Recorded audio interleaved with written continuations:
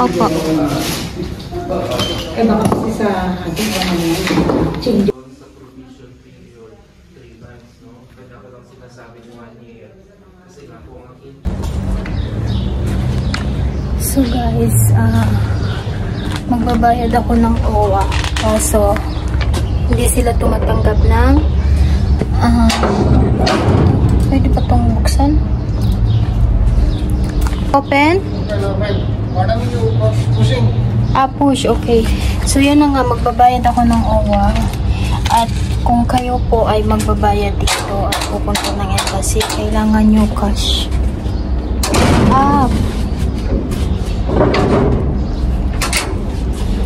Thank you. So, kailangan ng cash. Hindi sila tumatanggap ng benefit. So, magpapakash tayo dito sa mga kabayan na nasa labas. Hi ka po sa vlog ko. Hi, okay. Hi. Magpapakash.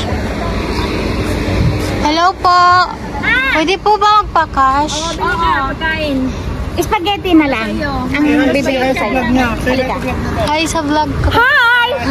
I'm Catherine Paulo. Ayaw. Nagtitinda dito sa Philippine Embassy. Ayaw. Hello po. Alam niyo te, mas marami ko yung pera kaya sa amin. Yes! Totoo yan. Kasi nagluluto kami ng spaghetti palabok. Bilo-bilo. Kwek-kwek. Obe. Palabok. Spaghetti, bumili ako. So, ayan, magpapakash tayo.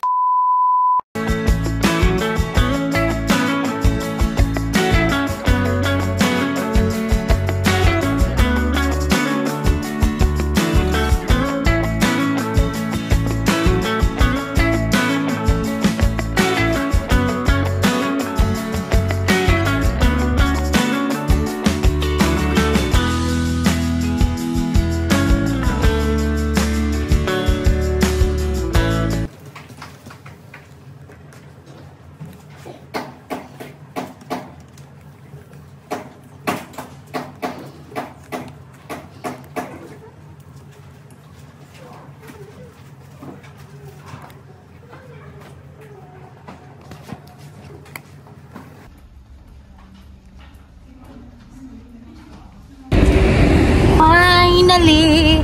Tapos na yung requirements ko. So, ayan. Uwi na ako.